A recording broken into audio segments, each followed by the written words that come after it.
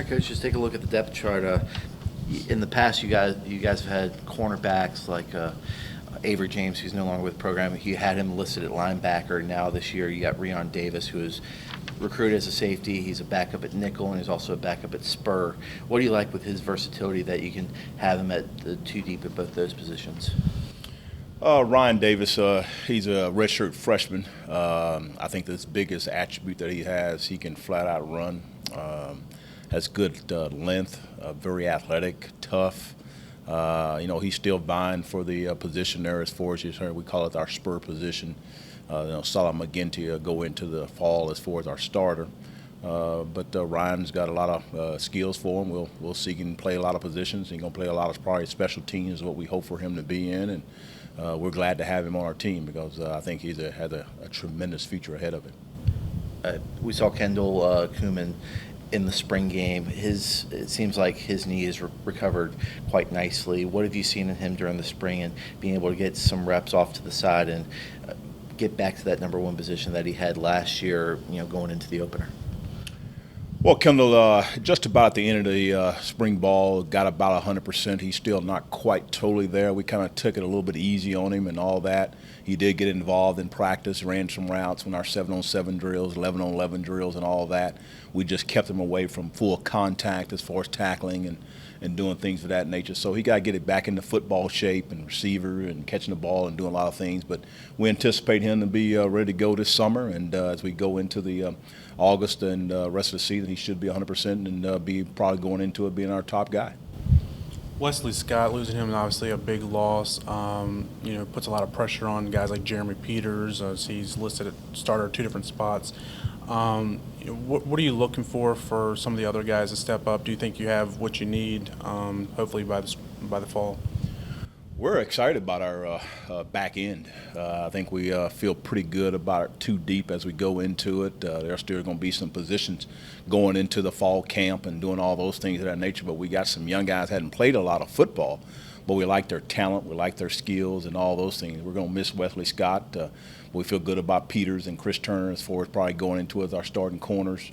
Safety positions there are pretty good. We moved Corbin Jackson, was in our spur position last year. Now he's moved a little bit in the safety position there. Cam Jackson has come on very, very strong. Alpha Jallo's in the mix there. So I think we feel good about where we're at and where we're going, and we just got a lot of good depth. Guys haven't played. Malik Matthews, as far as at the other corner position there, is a guy that's come on pretty strong, and we feel very, very comfortable about it. So we feel very good about the talent, and we just anticipate our guys to continue to improve. Had a lot of inexperienced guys coming into the spring at running back. Mosley got slotted in there second behind Macon. What did you see out of him in the spring that made you want to put him at second? He's earned it. Has ran well. He's ran the ball extremely well inside the tackles. He's ran the ball extremely well outside the tackles. He's done a very good job of protecting. He's done a very good job of running the ball and all aspects of it and fulfilling the running back position. He's right now, you can say he's going to probably get some playing time, no question about that as far as where we go. We're still going to have some competition as we go into the fall, but I think Carrington Mosley, no doubt, was a guy who stood out very, very well as far as at the running back position. There's other guys there behind him as far as Hickson and some other guys there, Denver Daniels and so on. But again, I think he did a fantastic job of being in good shape and understanding our offense and doing what he was told to do at a good level. What did you see in the spring out of Dante Duff to keep him at the number one center and move Lucas over to right guard? Well, I think, Dante got the majority of the reps throughout the spring. We had Lucas Holder held out a little bit toward the second half of the spring ball. He did end up playing some then. But I think we're still trying to figure it all out. If we had to play the day, that's kind of where it would be. We still probably hadn't totally finalized that, where Lucas Holders may be at the guard, he may be at the center, and Duff still vying for that position as far as that goes. We'll have some other people coming in the fall, be competitive at that position. So we got a pretty good group of guys coming in, and it's going to be a great competition. I like what we saw of our offensive line, and I think we got some good football players there, and we just got to figure it all out, how to get those top 5 guys and what position they will play. How'd you feel with Nick working with Nick Newman working with the second team linebackers during the spring? You got him back up at number 1, but just having that veteran presence there with those guys to really help accelerate their growth. Nick came along pretty well there. He was on and off as far as throughout the whole spring ball there. He got a little bit of a bumped up, little injuries and all that. But, again, he came on strong, did a lot of great things for us. A guy that can run, can hit. He understands how to play the game. He's played a lot of different positions for us. He's played in the back end as safeties, moved him back at the linebacker spot. I think that's the best position for him. We anticipate him to be a very, very dynamic player for us, a standout player, and I anticipate him to continue to lead in a good way too.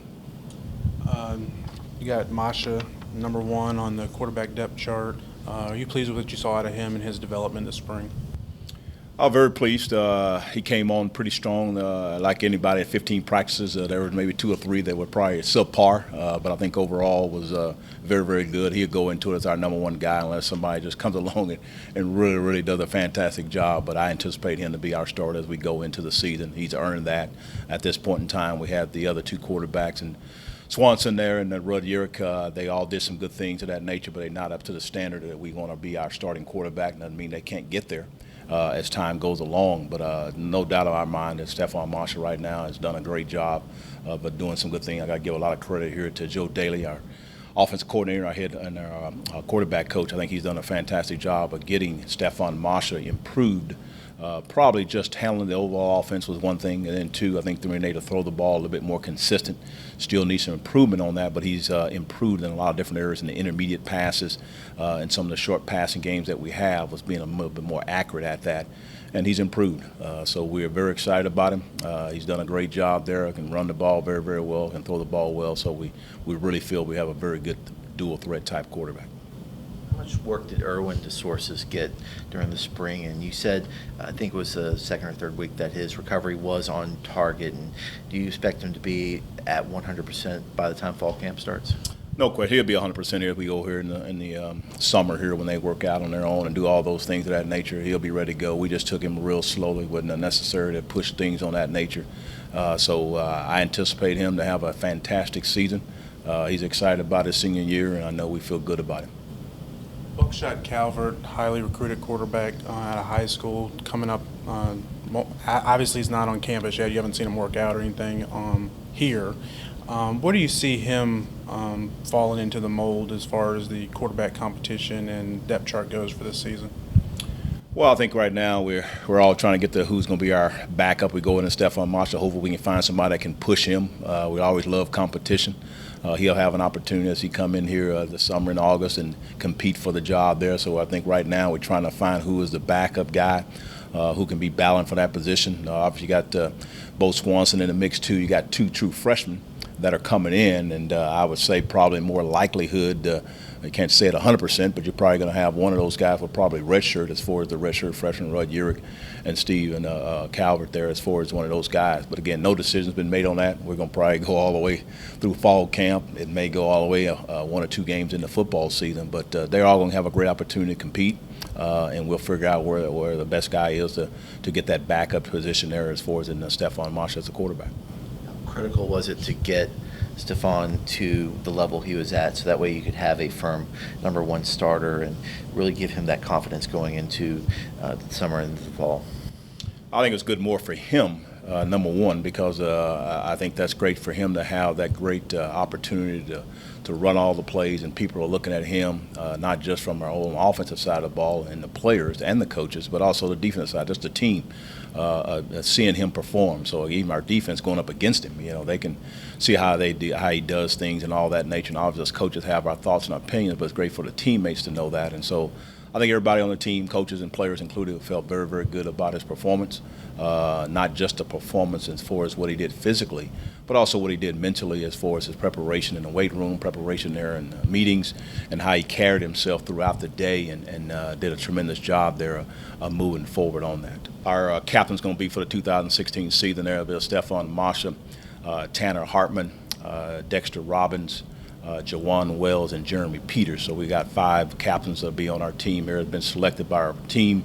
They voted on it right before we last week there, and so wanted to make that announcement to the public. We did that to the team here just this last week. So great group of guys. They've earned it. They deserve it. And not only they did a lot of great things on the football field, but they also led it in the weight room. They led it in the academics.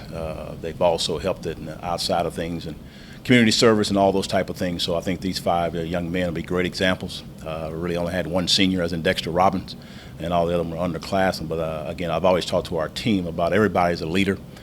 You always lead in how you go about doing things, and so I think this is going to be a great presentation, not only for our football team, but really also representing God. What can you share about the process? Team voted, but do they get a limit on how many they can select, or is it top 5? And what can you share about that, if anything? Well, we just had them, I guess, a little bit of what the coaches, a little bit of implementation. We actually, this year was probably the first year we did it a little bit different. What I mean different is we usually have had all seniors. We're always on the ballot. This year, I got with my coaching staff, and we decided to select people that we thought had best represented the team, and not just from the football side of it, but in every aspect of it. So we did have some underclassmen as far as involved in that process of it all. So we thought we really had some great leaders and guys that have done a tremendous job in a lot of aspect of it. So we had everybody on that list, including, as you saw, some sophomores and juniors and seniors were on that list. And so we had them just to go ahead and vote for 4 people that they thought would be the best 4 to vote on. And then it just depended on as far as how many votes that they get.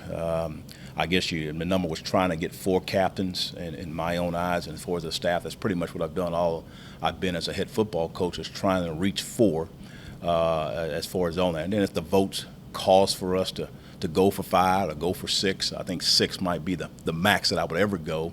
But the 5 was really had about 2 or 3 people there at the end were really, really close in their votes.